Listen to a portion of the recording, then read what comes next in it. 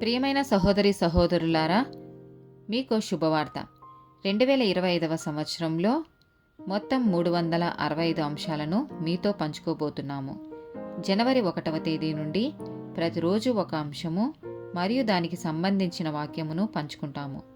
దయచేసి ఆ వాక్యములను వినండి, ధ్యానించండి మరియు ఆశీర్వదించబడండి. దయచేసి సబ్స్క్రైబ్ చేయండి మరియు మీ స్నేహితులతో పంచుకోండి. ధన్యవాదాలు.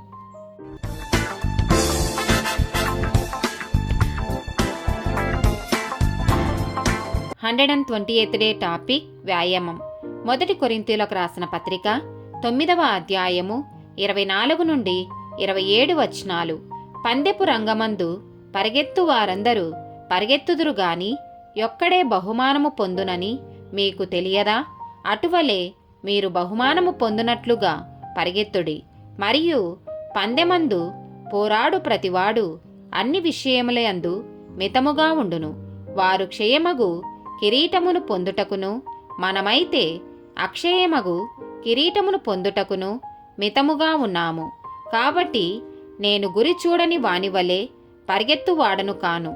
గాలిని కొట్టినట్టు నేను పోట్లాడుట లేదు గాని, ఒకవేళ ఇతరులకు ప్రకటించిన తర్వాత నేను భ్రష్టుడనైపోదునేమో అని నా శరీరమును నలగగొట్టి దానిని లోపరుచుకొనుచున్నాను.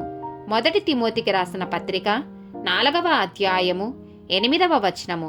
శరీర సంబంధమైన సాధకము కొంచెము మట్టుకే ప్రయోజనకరమవును గాని దైవభక్తి ఇప్పటి జీవము విషయములోను రాబోవు జీవము విషయములోను వాగ్దానముతో కూడినదైనందున అది అన్ని విషయములలో ప్రయోజనకరమవును. ఆమేన్.